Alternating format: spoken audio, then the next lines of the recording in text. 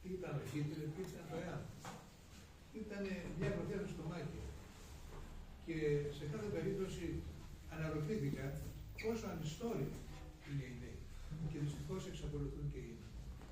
Έτσι λοιπόν προηγήθηκε η καθημερινή ζωή στοιχείο τα χρόνια της κατοχής και μάλιστα σε 3 εκδόσεις και ακολούθησαν οι πρόσφυγες της κατοχής οι οποίοι ήταν συνέχεια, να το πούμε έτσι, του πρώτου βιβλίου από τις εκδόσεις ΑΒ. Τετραετία 41-44 σημάδεψαν εξύπνια τη ζωή των ανθρώπων. Άλλοι επέζησαν, άλλοι εκτελέστηκαν, άλλοι πέθαναν, άλλοι βασανίστηκαν, κάποιοι άλλοι κέρδισαν τα σύστολα και κάποιους άλλους, η πείνα κυρίως, τους έκανε πρόσφυγες. Άλλωστε, το μοτίβο εκείνων των χρόνων ήταν ότι 2 δρόμοι υπάρχουν για να ξεφύγεις από την πείνα.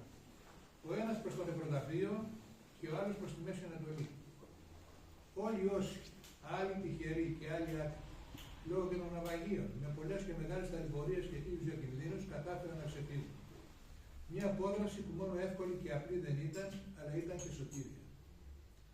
Μετά τη χιτλερική εισβολή στην Ελλάδα, η Χίος, όπως και τα άλλα νησιά του βορειοανατολικού Αιγαίου, εντάχθηκε στη γερμανική ζώνη κατοχής στη διοίκηση της Θεσσαλονίκης Αιγαίου, καθώς λόγω γειτονίας με την Τουρκία και της Ιταλικής κατοχής των Δωδεκανήσων είχε ιδιαίτερη σημασία για τους Γερμανούς.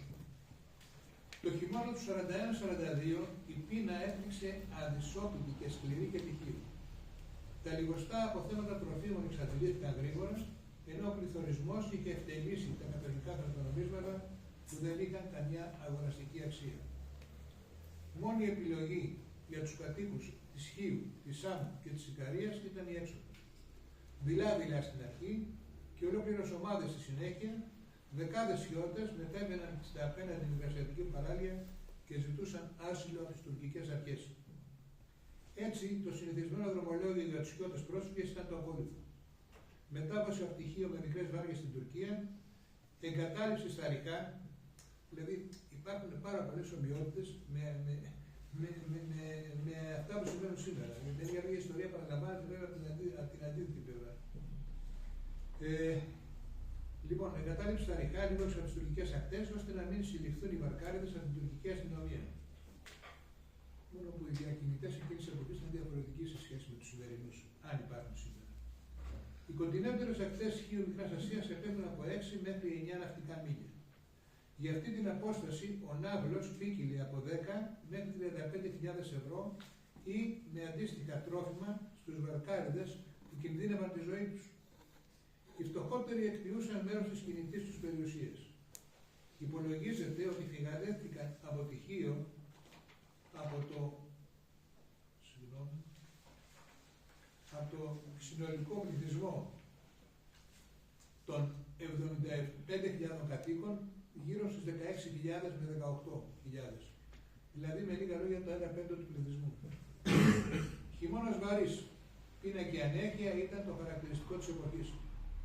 Ο κόσμος έδινε μάχη για να κρατηθεί στη ζωή μετά τη γερμανική εισβολή και κάποιοι πιο τολμηροί αποφάσισαν να μπουν σε μια βάρκα ή ένα καΐκι και να βρουν διέξοδο σε χώρες που δεν είχαν επηρεαστεί από τον πόλεμο.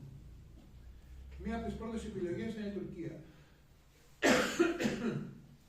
Με πολλούς πρόσφυγες να ακολουθούν την αντίθετη πορεία με αυτούς που ακολούθησαν οι Μικρασιάτες πρόσφυγες 20 χρόνια πριν, το 1922.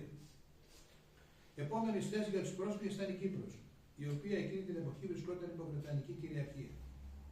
Η Κύπρος δεν είχε μπει στον πόλεμο με οποιοδήποτε τρόπο, πέραν της συμμετοχής χιλιάδων Κυπρίων στο βρετανικό στρατό, μετά την υπόσχεση που έλαβαν πως όταν τελειώσει ο πόλεμος θα τους δοθεί το δικαίωμα της αυτοδιάθεσης. Και η υποδοχή των προσφύγων από τους Κυπρίους ήταν συγκινητική, όπως και από τους Σύριους, καθώς ήταν ο τρίτος σταθμός της γης. Γι' αυτό λέγαμε, όταν έρχονταν οι Σύριοι εδώ πέρα, ρε παιδιά, εκείνο τον καιρό μας περιθάρισαν οι άνθρωποι, θα τους περιθάρισουμε κι εμείς. Άνθρωποι με ζωγραφισμένο με τον δρόμο στα πρόσωπά τους και έχοντας πάρει μόνο τα προσωπικά τους πράγματα, επιβιβάστηκαν όπως σε καΐκια και βάρκες και αποβιβάστηκαν πρώτα σε παραχωνισίδες και μετά στα παράλια της Μικράς Ασίας στον πρώτο του σταθμό. Από το Μάιο του 1941 γίνεται μια προσπάθεια της ελληνικής κυβέρνησης να τραβήξει με εισαγωγικά στρατεύσιμους ή στρατιώτες από τα νησιά, τα οποία δεν έχουν καταληφθεί ακόμα κυρίως από τη Χίο και τη Σάμο. Στα τέλη Μαΐου, όταν έπεσε και η Κρήτη, οι στρατεύσιμοι με κάποιες εκατοντάδες πολιτικών προσφύγων, γυναικόπαιδα ή εν γέννη μη στρατεύσιμους, έμειναν κατά κάποιο τρόπο μετέωροι στην Τουρκία.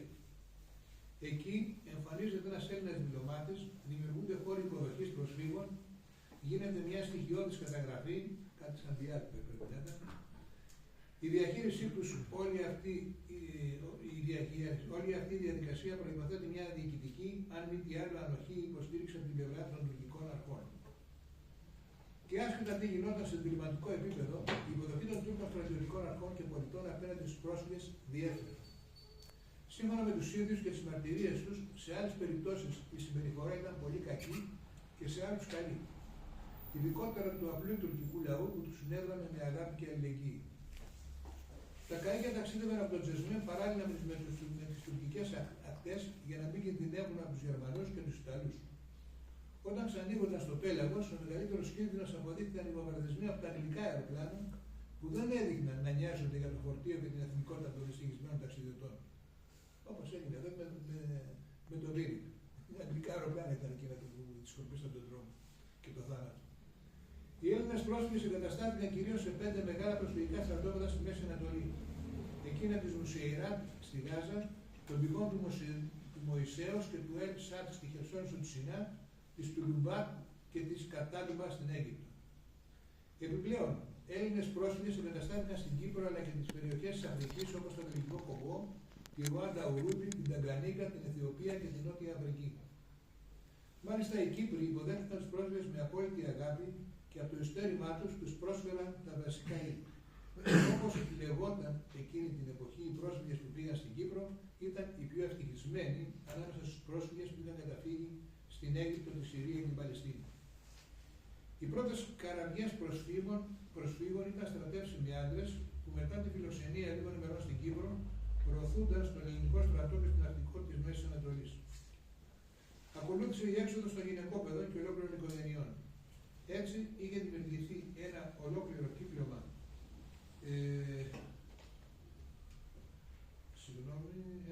κύκλωμα προκειμένου να διεκπεραιώσει αυτές τις αποδράσεις.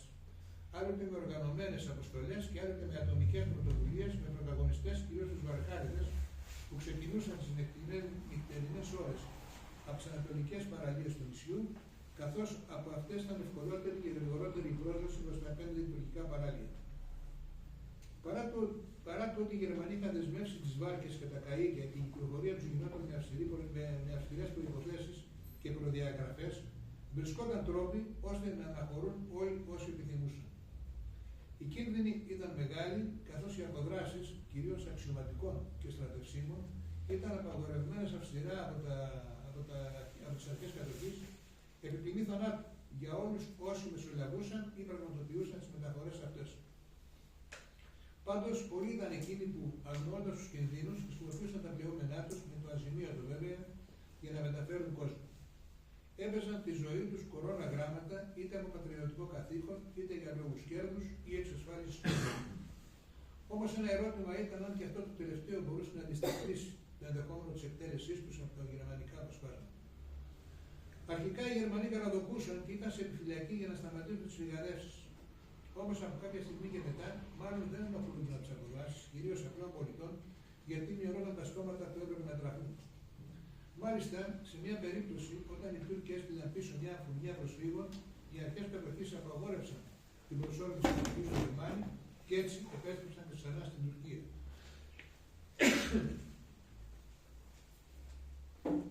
Όπως ήταν επόμενο, λόγω των κακών καιρικών συνθηκών αλλά και λόγω της παλαιότητας των σκαφών, σημειώθηκαν και αρκετά ναυάγια και πνίγηκαν πολλοί από τους μεταφερόμενους. Για τις φυγαδεύσεις υπάρχουν πολλές καταθέσεις από αυτόπτες μάρτυρες που μπορεί να είναι διαφορετικές ως προς τον αρχικό σχεδιασμό και χρειαζόταν να χρησιμοποιηθεί και φωνηριά και φαντασία. Όλες σχεδόν όμως είχαν τον ίδιο προορισμό. Αυτές οι μαρτυρίες είναι αμέτρητες και ουσιαστικά παρόμοιες ως προς τις συνθήκες φυγής.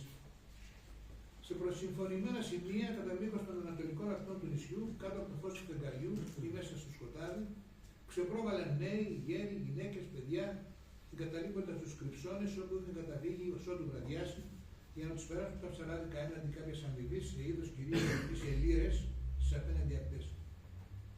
Η ιδιαιτερότητα και ανεξαρτησία της Τουρκίας της επέτρεπε να τα έχει καλά με τους Γερμανούς και με τους Εγγλέζους και μαζί με τον Μπαξίση βοηθούσαν να έχει τις περισσότερες φορές αυτό το επικίνδυνο ταξίδι αίσιο τέλος με τελική κατάληξη των προσφύγων, όπως είπα, στις χώρες της Μέσης Ανατολής και την Κύπρο. Ο κίνδυνος βέβαια να πνιγούν ή να τους γυρίσουν προς πίσω ή να τους συλλάβει η γερμανική καταδίωξη να ήταν υπαρκτός και δεν ήταν λίγα τα θύματα από παρόμοια περιστατικά. Κάποια στιγμή οι Γερμανοί για να περιορίσουν το κακό απαγόρευσαν το ψάρεμα δίχως τη σχετική άδεια, ακινητοποιώντας τις βάρκες και τα ψαροκάικα. Και αυτό είχε ως αποτέλεσμα να δυσκολευτεί ακόμα περισσότερα αυτή η διαδικασία φυγής, αλλά και η πείνα, διότι εκείνο το καιρό υπήρχε πολύ ψάρι. Δηλαδή μπορούμε να πούμε ότι εκείνα τα οποία βοήθησαν πάρα πολύ τον κόσμο ήταν τα ψάρια και τα πορτοκάλια. Μάλιστα κάποιος μου είχε πει ότι θα έπρεπε στην αρχή του κήπου να βάλουν μια πορτοκαλιά προκειμένου να θυμίζει ότι τα πορτοκάλια ήταν εκείνα οι οποίες έσωσαν πάρα πολύ κόσμο. Οι μεταφορές τους στα τουρκικά παράλια γίνεται νύχτα, κυρίως από την Αγία Ελένη, τον Καρφά, την Αγία Ερμιόνη, τον Μέγα Λιμνιώνα, τον Καταράκτη και από μια προεξιωτική ξηρά μετά το μοναστήρι του Μυξινιδίου. Στον Καταράκτη οι αναχωρήσεις αυτές άρχισαν από το 1941 και συνεχίστηκαν μέχρι το 1943. Την περίοδο αυτή ολόκληρες οικογένειες αλλά και μεμονωμένα άτομα έφυγαν. Για τον σκοπό αυτό φυλάχθηκαν με προσοχή 5 βάρκες στην αποθήκη του Νομικούδη που ήταν κοντά στον ποταμό. Επίσης έκρυβαν βάρκες ο Μανές και ο Γαΐλας αλλά και άλλα μεμονωμένα άτομα. Συνολικά φυλάχθηκαν 7 βάρκες.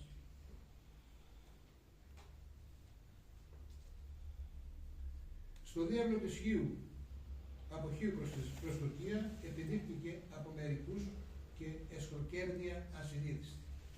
Αφού γνώρισαν ότι οι συμπατριώτες τους έχουν πουλήσει ό,τι είχαν και δεν είχαν για να προμηθευτούν το ποσό του κόσμου του ταξιδιού τους, παρόλα αυτά, κανένα πατριωτικό ούτε ανθρώπινο συναίσθημα τους οθούσε σε φιλανθρωπία.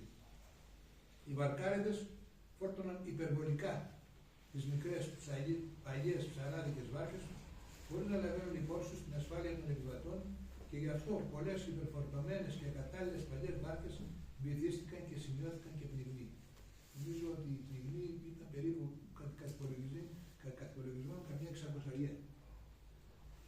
Ο ναύλος για κάθε άτομο μεταφερόμενο στη Μικρά Ασία είναι 10.000 δραχμές το 1941, αλλά μέχρι τον Νοέμβριο του 1942, όταν τα πράγματα δυσκολέψαν ακόμα περισσότερο, έφτασαν τις 30 με 35.000. Η επιχείρηση μετάβασης στις απέναντι ακτές ξεκινούσε από τα Αθηνιανά. Δηλαδή, πολλοί Αθηνιανούς ήταν εκείνοι οι οποίοι μετέφεραν κόσμο στις απέναντι ακτές. Ο Ιωακήμ Στρουμπής, ο δεσπότης, έσωσε πολύ κόσμο. Ερχόταν κόσμο στα Αθηνιανά, κατασκήνωνε εκεί στις παραλίες και κάποιοι φεύγανε και κάποιοι περιμέναν. Κάθε βράδυ ήταν εκεί κέντρο μεταναστεύσεως. Και με αγωνία αναζητούσαν βάρκα να φύγουν, όσο πιο γρήγορα ήταν δυνατόν, αλλά είχαν εκεί υπομονή. Υπήρχαν άνθρωποι που μένανε μέσα στα κελιά της Εκκλησίας του Άγιου Γιώργου τον Καρφά 15 και 20 μέρες.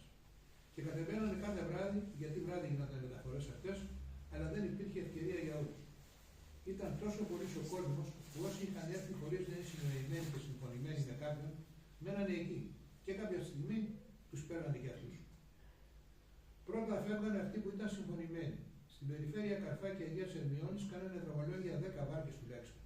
Κάνανε ένα δρομολόγιο κάθε βράδυ. Αυτοί οι άνθρωποι που τους βάζανε μέσα στις βάρκες και τους πηγαίνανε από εκεί ήταν ψήφιοι. Εκτός από μερικές γυναίκες, οικογένειες, παιδιά που προσευχόταν. Προσευχή συνέχεια. Σύμφωνα με μαρτυρία του Μίτσου Ρέτου, αυτοί οι άνθρωποι που έφευγαν για απέναντι δεν έφευγαν τίποτα μαζί τους εκτός από ό,τι φορούσαν. Μια τσάντα κρατούσαν στο χέρι με μερικά ρουχαλάκια για τα παιδιά τους. Υπήρχαν όμως άλλοι άνθρωποι οι οποίοι νόμιζαν ότι θα φεύγαν από τη Χίο να πάνε στον Πειραιά για να ζήσουν εκεί και κουβαλούσαν μαζί τους μπαούλα. Μένανε μέσα σε ένα καλύδι.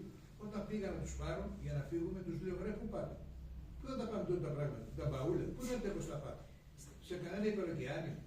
Θα μπείτε σε κανένα υπεροκεάνιο. Και εν πάση περιπτώσει αυτά τα μπαούλα τελικά μείναν έξω.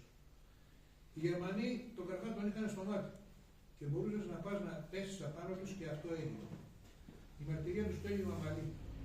Παίρνουμε τη βάρκα αυτή και από το νότιο μέρος Πίσω από το μαγαζί του γιαμού είχε κάτι σικές και άμμο πολύ. Μπροστά ήταν άμμος σαν βουνελάκι και από πίσω ένας λάκκος. Σκάβαμε και τη βάζαμε τη βάρκα μέσα, μπρούμητα, και τυχώναμε. Φυτεύαμε και από πάνω κάτι αγριόχορτα. Το φυλάκιο των Γερμανών ήταν στον πύργο της Αγίας Ερμιώνης, όπου και πάνω από το βαρκόσυρμα, είναι ένα μικρός χώρος όπου ξενούνταν οι βάρκες στο βαρκόσυρμα, εκεί πέρα κάτι μπομποτάκια δηλαδή, όπου τη νύχτα τραβούσαν οι ψαράδες εκτός τις βάρκες. Με αυστηρή διαταγή των Γερμανών, οι ψαράδες όλης της περιοχής ήταν εφοδιασμένοι με άδειες αλληλείας. Αυτή την αδεία ήταν υποχρεωμένοι να την παραδίδουν κάθε βράδυ στο φυλάκιο, αφού προηγουμένως έσαναν τις βάρκες στη στεριά. Την άλλη μέρα θα πήγαιναν να την πάρουν για να ψαρέψουν και πάλι και με το ηλιοβασίλεμα την παρέδιδαν και έφτιαναν έξω τις βάρκες. Οι Γερμανοί κατάλαβαν ότι τα παραπάνω μέτρα δεν εμπόδιζαν τους βαρκάριδες να τους ξεγελούν και να συνεχίζουν τη μεταφορά τους. Έριχναν τις βάρκες στη θάλασσα τη νύχτα, έκαναν τη μεταφορά στην Τουρκία, γύριζαν στην Αγία Ερμιώνη, τραβούσαν και πάλι τη βάρκα αστεριά και πολύ πρωί την άλλη μέρα πήγαιναν και ζητούσαν την άδεια για να ψαρέψουν. Έτσι οι Γερμανοί κάποια στιγμή ξεπάτωσαν τις βάρκες και τις αχτίστεψαν. Όμως και πάλι οι τολμηροί ψαράδες σε εξαιρετικές περιπτώσεις κατάφεραν να μπαλώνουν προσωρινά τις βάρκες, να κάνουν τη μεταφορά και να τις αφήνουν πάλι στη θέση τους. Για τη φυγάδες των καταδιωκόμενων και αξιωματικών αλλά και τη διακίνηση πρακτόρων του Συμμαχικού Αγώνα, το ΕΑΜ διέθετε μια μεγάλη βάρκα, την οποία έκρυβαν στο περιβόλι των κληρονόμων Αντωνίου Τέτερη στη Μαρουλού, που τότε νίκαιζε ο Σιδερής Κλούτης. Αυτή τη βάρκα τη σήκωναν στους ώμους και την κουβαλούσαν και την πήγαιναν στο Καρφά, 2 χιλιόμετρα δρόμο. Έκαναν τη μεταφορά, γύριζαν στο Καρφά, την έβαζαν πάλι στους ώμους και την κουβαλούσαν στο περιβόλι του Τέτερη. Αλλά και οι Τούρκοι δεν έδειχναν αισθήματα φιλικά προς όσους κατέβαιναν εκεί και τους αντιμετώπιζαν με εχθρότητα. Προκαλούσαν κάθε δυσκολία σε όσους έφταναν εκεί και πολλές φορές τους έστελναν και πίσω χωρίς να αποβιβάζουν από τις βάρκες, για να απαλλαγούν από τους πολλούς, ενώ πολλοί ήταν εκείνοι που πνίγηκαν. Μετά το πρώτο σοκ από τα προσφυγικά κύματα, άρχισε να στείνεται από τους Βρετανούς ένας μηχανισμός που είχε ως αντικείμενο τη διαχείριση των ροών. Λειτουργήσαν καταβλισμοί, συσίτια, πρόκειται νοσοκομεία και στη συνέχεια οργανώνονταν αποστολές με προορισμό την Κύπρο, τη Συρία, την Παλαιστίνη, το Λίβανο, την Αίγυπτο και χώρες της Αφρικής. Η κατάσταση αυτή εξακολουθούσε μέχρι το φθινόπωρο του 1942, όταν άρχισαν να γίνονται πιο συστηματικές μεταφορές. Για τις μεταφορές αυτές χρησιμοποιούνταν βενζινόπλοι, αθόρυβο, ταχύτητα 44 μιλίων και άλλα μικρότερα, αλλά εξίσου άλλα. Τους Γερμανούς δεν τους συνέφερε να έχει κόσμο ηχείους, διότι δεν είχαν να φάνε κάτι. Πώς θα τους καίγανε. Με το τέλος του πολέμου οι Έλληνες πρόσφυγες επέστρεψαν σιγά σιγά στην πατρίδα, πλην κάποιων που παρέμειναν στην Κύπρο και ελάχιστον που είχαν καταφύγει στην Αφρική και προτίμησαν να μείνουν εκεί. Οι οικογένειες επανασυνδέθηκαν, αλλά η κατάσταση στη χώρα εξακολουθούσε να είναι δραματική και άποψης διατροφής. Κύρια χαρακτηριστικά η πείνα και η ανέχεια, αλλά και η τρομοκρατία από παρακρατικές ομάδες με την κρατική ανοχή. Έτσι, η μεταπολεμική κατάσταση ολοένα και χειροτερεύει με κυνηγητόριο των προοδευτικών και ένα παραπάνω των κομμουνιστών, με κατάληξη στον εμφύλιο που ακολούθησε. Όλοι οι προοδευτικοί άνθρωποι κυνηγήθηκαν αμήλικτα για τα ιδανικά τους και ήταν κάτι που δεν συγχωρείται εύκολα. Επικρατούσε μια τρομοκρατία που ασκούνταν από την αστυνομία και τα κρατικά όργανα. Όχι από τους πολίτες όπως σε άλλες περιοχές της χώρας, όπου είχαν δημιουργηθεί συμμορίες παρακρατικών και δώσαν παράλληλα με το κράτος της τότε εποχής και προκαλούσαν και βασάνισαν και δολοφονούσαν. Εν τω μεταξύ στοιχείου έχουμε την άγρια ενέτεια δολοφονία των Μαυράκη και Πίτα στο Βαρβάζι. Οι αστυνομικοί κατέβηκαν από το καμιόνι και δολοφόνησαν τα 2 παιδιά. Ήταν καθαρή δολοφονία.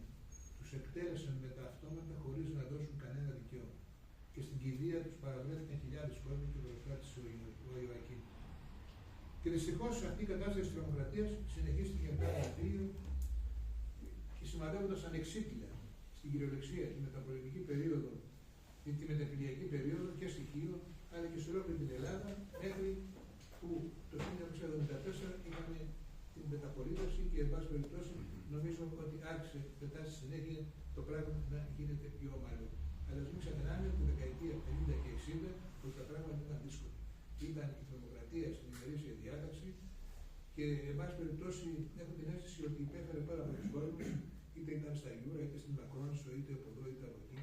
Και ήταν κάτι το οποίο ενδεχομένως να μην μπορούσε κανείς να πιστέψει το 1944 όταν έγινε η απελευθέρωση. Σας ευχαριστώ πολύ.